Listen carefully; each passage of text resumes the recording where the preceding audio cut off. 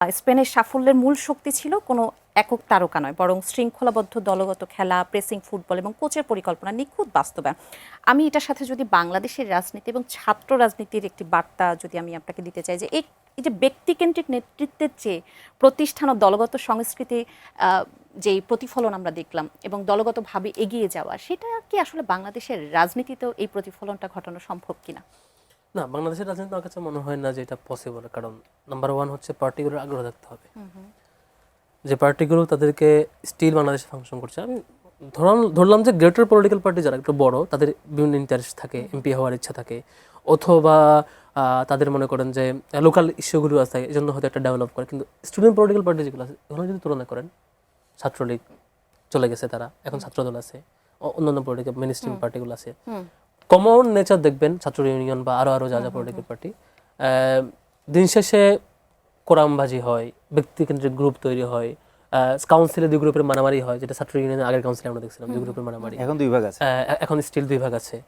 তারপর ছাত্র দলের মধ্যে দেখবেন যে ভিজিবল অনেকগুলো গ্রুপ থেকে একজনকে পিক করা হয়, এবং এটা সবাই জানে যে অমুক অমুক গ্রুপে তমুক গ্রুপে, এটার মধ্যে দিয়ে তাদের লিডারশিপটা বের হয়ে আসে। তো আমরা নিজেরাই এটাকে জিয়ে রাখি, অলমোস্ট সিনিয়ররাই জুনিয়রদেরকে এটা জিয়ে রাখে, এই প্র্যাকটিসটা আছে। আমরা ছাত্র শিবিরে এই জায়গায় ব্যতিক্রম যে আমাদের প্রত্যেক বছর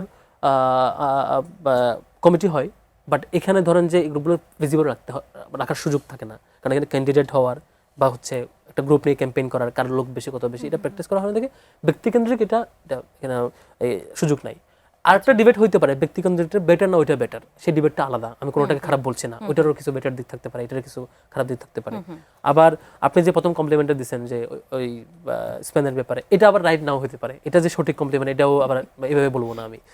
এমনি ওভারঅল যে বাংলাদেশের পলিটিক্যাল পার্সপেক্টিভে বলি, ব্যক্তিকেন্দ্রিক পলিটিক্সটাই বেশি ডেভেলপ করছে, এবং কার পিছনে কত বেশি লোককে কত বেশি ম্যানেজ করতে পারে, ওইভাবেই পলিটিক্যাল পার্টিগুলো গ্রুমিং করার চেষ্টা করে।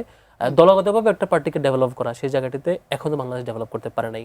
তবে ছাত্র শিবিরকে আমি এই জায়গায় ব্যতিক্রম বলবো, যে এখন পর্যন্ত আপনি ডাকসুর ক্ষেত্রেও বলবেন বা তারপরে বলবেন, এখন বলবেন যেগুলো বিদ্রোহী প্রার্থীর প্রবণতা, অথবা ধরেন যে একটা কাউন্সিল দিলে ক্ল্যাশ লাগা, কেউ হতাশ হয়ে একদম একটা হতাশা গ্রুপ, যে মানববন্ধন করে ফেলা, কমিটিতে নাই কেন, যেমন ছাত্রদলে আপনি দেখছেন যে টাকা লাগলে টাকা নেই, নতুন করে কমিটি এটা স্লোগান দিছে, এই জিনিসগুলো ঘটছে। এটা আমি নেগেটিভ বলছি না, এই কম্পিটিশনটা কেউ কেউ পজিটিভলি মনে করেন যে অনেকগুলো গ্রুপ থাকবে, এখান থেকে বেটারটা বের হয়ে আসবে, কেউ এটা পজিটিভলি দেখেন, দেখতেই পারেন।